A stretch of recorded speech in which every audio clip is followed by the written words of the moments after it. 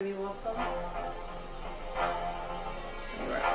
Anderson, Mr. Anderson, and today we're going to be talking about the Cold War, specifically espionage. I'm also going to be discussing with you today the closest moment we ever came as a human race to obliteration, called the Cuban Missile Crisis, and it takes place, ta-da, in the waters off of and at the shores of Cuba. And it happened in October 1962. All right, so some background information at first. Cuba has long since been an island ruled by European countries. Spain controlled Cuba, the island, for hundreds of years as a slave colony, eventually being kicked off of the island during the Spanish-American War, where America fought Spain, and we momentarily took control of Cuba. After that, Cuba became very friendly with and hosted many American businesses there on its shores. In fact, America took advantage of a lot of Cuban economy in the next several decades. By 1959, this is a year before Francis Gary Powers was shot down out of the sky, Cuba was ruled by a man named Fulgencio Batista. Now, you don't have to remember his name, but this is what he looked like. True, he was friendly with Americans and American businesses, but he devastated the Cuban people. He took away the rights of the people at every opportunity in order to enrich himself. And so it was not a surprise that in 1959, one young leader wanted to throw off Fulgencio Batista and to set up something better in Cuba. This young leader got permission from America to be able to stage a revolution and to throw out this dictator, Batista, from the Cuban government. Many people flocked to this young leader's cause. He was Cuban, he was charismatic. When Batista canceled all free elections, this young leader wanted to put a stop to this gross injustice, and America agreed to back him up. This young leader's name in Cuba was Fidel Castro. So, on the 26th of July, 26 de Julio, 1959, this young guy with this recognizable beard and hat, Fidel Castro, led the revolution in Cuba, and he succeeded in taking power away from Batista and to set up a new government in Cuba. America was all, yeah, this is great news. So dictatorship is gone. Now Fidel Castro could put in new democratic reform in the country of Cuba. It seems like good news for America. Wrong. Fidel Castro, as soon as he was in power, set himself up as the new dictator. And he, along with his favorite aides, including Che Guevara, who was instrumental in setting up revolutions and making sure the government had total control. Che was a fanatic supporter of communism and was put in charge of allying with the Soviet Union instead of America, and in charge of public executions and appeals. He was committed to take down governments and set up new ones under totalitarian control. Castro took control quickly. Instead of relying upon American help, Fidel Castro got help from the Soviet Union. He set up a communist society instead of a democratic one. So all American businesses, American property owners, all of that now, instead of being owned by them, was owned by the government. All farms, all factories, all businesses in Cuba now, instead of owned by the people, were owned by the government. Cubans no longer had the right to protest against the government. Freedom of speech was out the window. Cuban newspapers, radio stations, TV stations, all of them were shut down unless they were owned and operated by the government.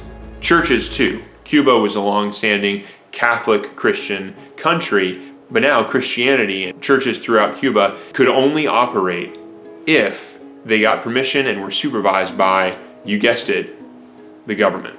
So how does America react to all of this? Not well. America is horrified that Cuba has turned into a communist state, not just a communist country, but one that is 90 miles off the coast of Florida. This is like the USSR having a best buddy right next door to America.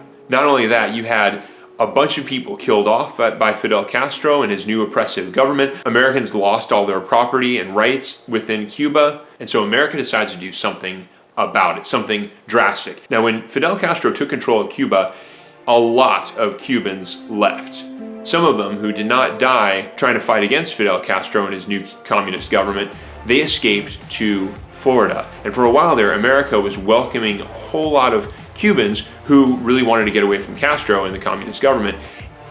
The CIA had an idea, which they brought up before the new American president. In 1960, he was elected. His name is John F. Kennedy. You probably heard of him before.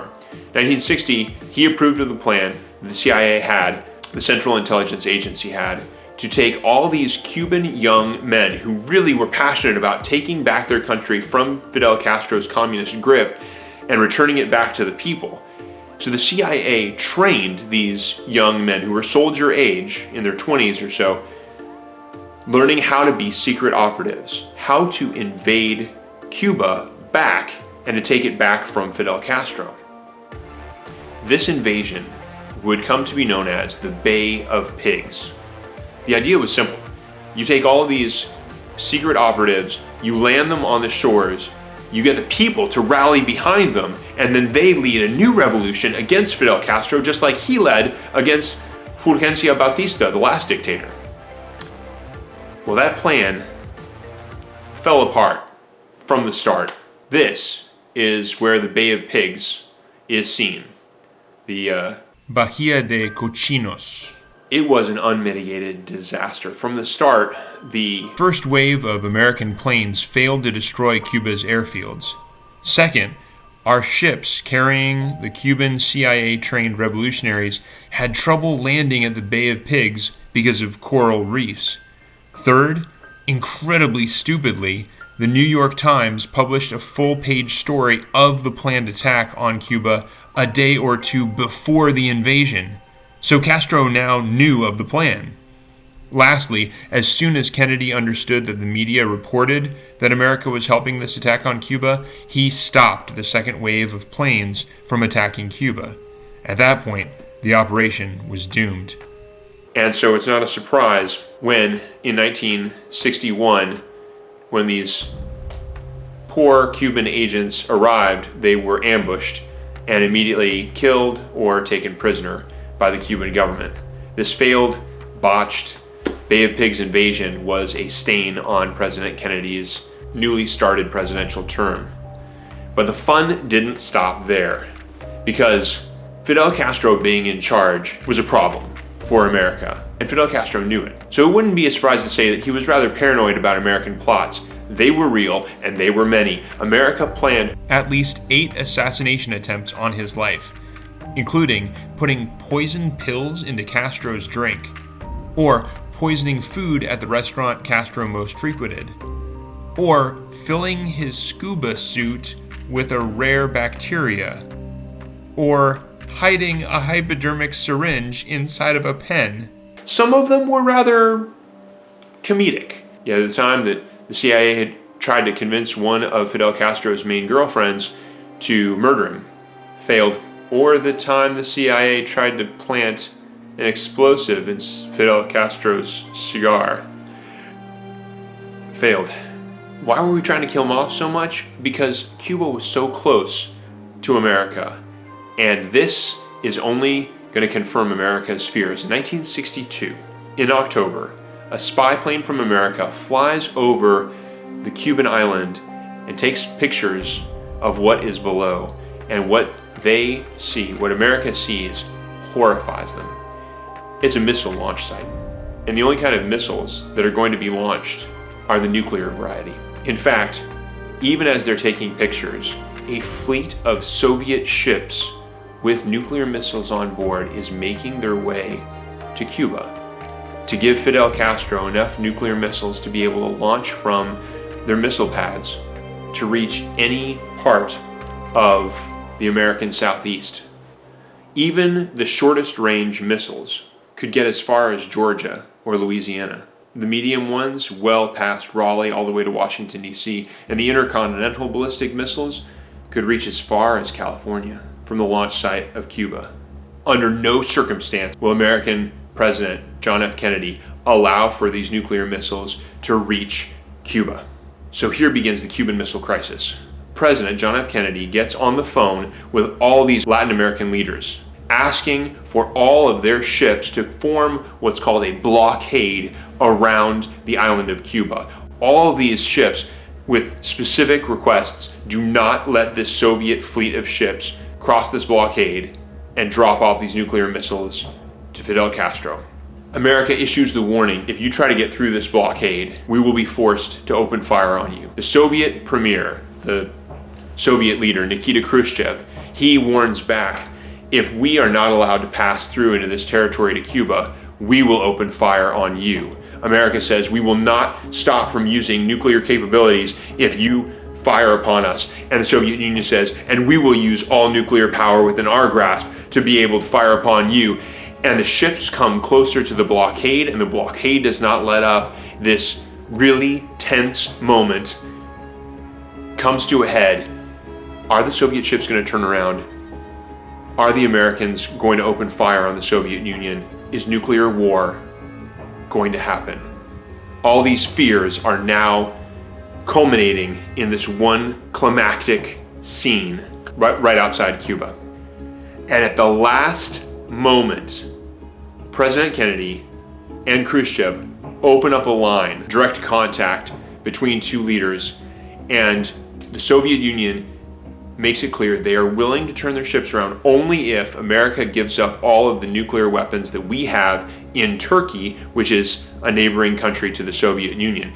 American President JFK agrees, and the Soviet ships stop and they turn around. And it looks like an American victory, but really what it was a victory for humanity and a behind the closed doors negotiation to pull nuclear weapons away from the boundaries of both countries. Whew. That was a close call. After that, a hotline exists between the American president and the Soviet Union, always with the chance of stopping nuclear war from happening. That's the closest it's ever come that we know of. A limited test ban treaty was also in the works, just to make sure that nuclear weapons didn't get so out of control. What happens to Cuba in the years after that? Fidel Castro goes on to continue his human rights violations in his oppressive government. Churches are shut down, people lose their rights. The economy suffers big time. And because Cuba remains communist, America puts on an embargo. And an embargo is a law prohibiting people from your country from buying goods from another country. So America's embargo on Cuba means that no Americans can legally buy anything from Cuba, including cigars that some people really like, which really hurts Cuba's economy. Here's President Kennedy signing the embargo in 1962. Things haven't improved much between America and Cuba in the years since then. We still have an embargo in place. America still retains rights of one small part of Cuba called Guantanamo Bay, which has been a controversial point where there have been a lot of confirmed accusations of torture that have gone on of military prisoners. But America has had this base for over 120 years now and is not likely to give it up anytime soon. And still to this day, people from Cuba come however they can, getting away from the oppressive communist regime to America's shores. Sometimes they make it in jury-rigged boats, and sometimes when the waters are choppy, they don't live through the attempt. But things are still desperate enough in Cuba where people try to get away every year to make it to a land that is freer. Fidel Castro did eventually give up his rule in 2008 after almost 50 years of being in power. He handed off his control to his younger brother, Raul. I say younger sarcastically because they're almost the same age, as this political cartoon makes fun. Cuba remains a communist country even now, and is impoverished, and does still commit many human rights violations against its own people.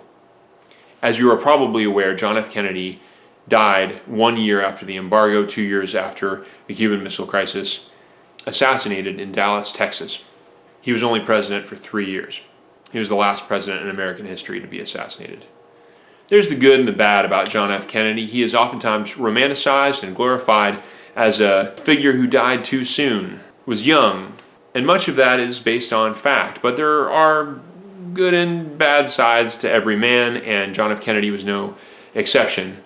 He was a war hero who saved the lives of many people on his Navy boat during World War II, and he did sign into law a civil rights bill to make laws fair to black Americans. He called the wife of Martin Luther King Jr. when he was inside of a prison. But on the other side, John F. Kennedy was known for his inexcusable affairs, the many adulteries that he carried on while being married to his wife, Jacqueline Kennedy. And he did start up the Vietnam conflict by sending the first advisors to Vietnam that his successor, LBJ, Lyndon Baines Johnson, continued. A 10-year war that didn't end well. But John F. Kennedy was probably best known for promising that we would land a man on the moon before the end of the decade. And on that, he was right. He didn't get to live to see it, but America did eventually win the space race that John F. Kennedy played a major role in. So you've listened to me share about espionage, about the Cuban Missile Crisis. And now that you've heard all of that, you get a chance to complete the questions on the Cuban Missile Crisis that are there for you in Google Classroom. There's some cool reading details into what we just described for you to get more of a background